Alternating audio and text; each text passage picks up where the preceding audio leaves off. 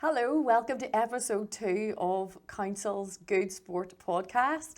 I am joined today by Patsy McGonagle from Derry City and Strabane District Council's Sports Forum. Thank you for being here, Patsy. Thank you for asking me. Yeah. So, what is the Sports Forum, Patsy? The Sports Forum is basically there's 13 independent members in the Sports Forum, and it's made up by councillors as well, and it, in some form or fashion, directs sport in the Strabane and Derry Council, so that it acts as the link between the clubs and the council itself. So basically, councillors know what's going on with sport, and the clubs know what's going on with council and what grants and what projects are out there for clubs to take on board. And how did you get involved in it? I was a member of Strabane Sigerson's Gaelic Club from 1987, and at that stage we didn't have any grounds. We were playing on council pitches, and we put together a team to fundraise, and I was a part of that team. So we fundraised to buy 14 acres locally. So the first fundraising we done was £30,000, and at that stage Strabane Council come on board and give us a grant on some of it. So from that then we went on ahead, and we have a facility up there now worth £750,000, and it's all been fundraised, and some of it has come from grants, but quite a lot of it and the direction was given by Strabane Council, mostly by people like Aidan Lynch and people who ran the sports. At that stage it was the recreational and sports development and Strabane Council, but then when the amalgamation of the council come along, Derry and Strabane come together on it. But I had been a member of the recreational thing in Strabane, so I continued on. I'd always give you the insight into what's coming down the line. You always maybe got the heads up on what sort of monies is coming down the line, or what sort of funding's out there, or what projects are coming along that would be beneficial to your club. So that was in 1987. I'm still here at that today. I don't know. It will reach a stage where I will step back and let a younger person come on ahead, because if young people don't grasp it and go on it, the thing will fall apart. But it's been a very good organisation for funding and direction for local clubs, particularly minority clubs. The major clubs and the major organisations, soccer, Gaelic, they all have organisations who come behind them and feed them with information and point them in the right direction at times. But minority clubs don't have that facility as much. So they don't. Minority clubs, you'll find, are run by 3 or 4 different people, and it's usually like-minded people who just want to continue on the sport. So it's left to quite a few of them. So having the Sports Forum it's like a bank of knowledge. You'll go on to Karen Tracy in it, or you'll go on to Aidan Lynch in it, or Keith, and they will tell you where you're going next and what they do. And usually, when you apply for funding from the Sports Forum, there's a yearly funding budget there which needs increased for the area, because it's not fit for purpose at the minute, but it would need the council to put more money into it. If you can draw a grant down from the council and show that you're a bona fide club and you've got a project and you're going forward, that drawing down that grant is the footpath to other agencies for drawing. It's a springboard for sport for all, and it's a springboard for other agencies who can provide you money and can provide you support. So it's a very worthwhile organisation, and all the clubs in the area should get behind it all the time. There's some really good people in it. That's the one good thing about it, who are very passionate about what they do, and they constantly keep you on the right track, so they do. But it's down again to the clubs. If you don't put the input into it as a club, you'll not benefit from it. And your own background, did you play Gaelic football yourself? I might not have been very good. I played for quite a number of years. Played for too many years, because my knees are now showing up for that. I played, but I was on the committee in Sigerson's for after the second year I was on it, and I was heavily involved with the fundraising on it. So I was, and basically the planning of it, and from my own job I was able to put them skills into action. So I was youth officer with them with Sigerson's for 12 years, at a time when the troubles were going on and there were not a lot in Strabane for young people to do. So we had from under 10 straight through to under 18s teams going there, and we found that there was a lot of families bought into the club, and a lot of young people bought into the club, and those people are still there today, and we're trying to build that tradition to keep it going on it. Huge benefits there. There's huge benefits there, both for health and both for mental, for the mental health as well. There's huge benefits from being a member. And the camaraderie, it stopped young people wandering about.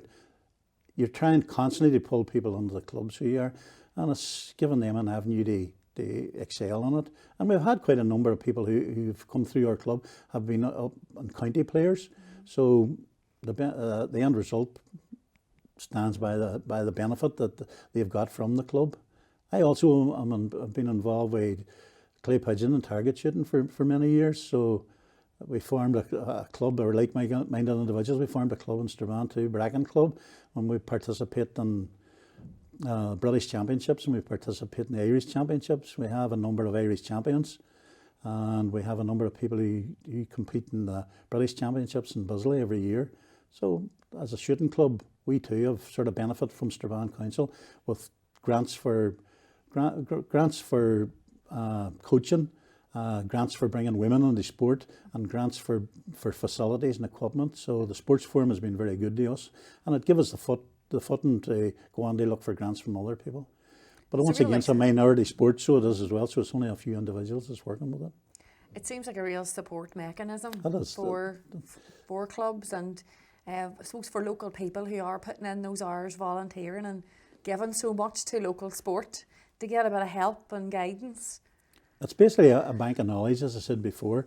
If you've got a project and an idea, you go to Aidan or you go to Keith or you go to Karen Tracy, they will put you in the right direction all the time on it, and they will support you and help you on it. If you don't ask, you'll not get. The line is the man that never asked never got nothing. But it's a worthwhile organisation, both to get coaching courses. It's a worthwhile organisation to get financial and just advice on where to go and how to run your club. You find that some clubs run and they don't even take minutes, and they don't. So they will give you the template for how to run your club, and it's usually very, very good and very helpful on it. What are the standout sort of moments for you? Where you've really seen the local impact of the forum on a local club or community? Are there any highlights? I was, as I say, 12 years. I was youth officer with Sigersons, and we had quite a few times when we won the under-14s, Tyrone under-14 championship, and we won the minor championship. And with a gun club, it was a guy called Frankie Cullen going forward to represent Ireland, and another guy called Mick Kelly going forward to represent Ireland and target shooting. And those are the main big things that I have seen, and it's been down to a lot of people don't know, but the sports forum will provide you with funding to travel if you can show you're travelling to a bona fide competition, and they will help you along the way on things like that. The council in itself has been very, very good to Strabane Sigersons and both Bracken, so both in finance and both in support, general support.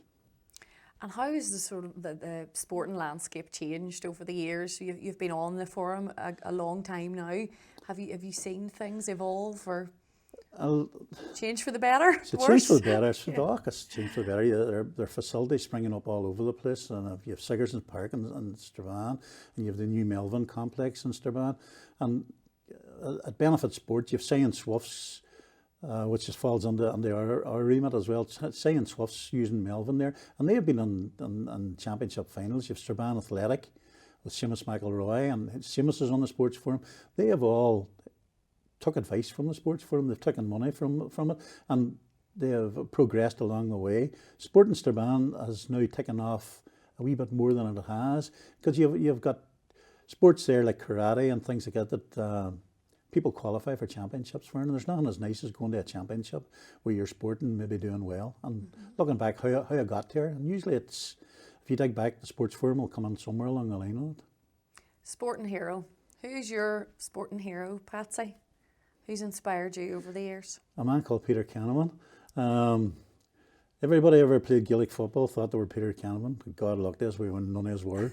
So Peter Canavan, I had Peter Canavan through Strabane Council on a coaching course with the local GAA clubs in Strabane.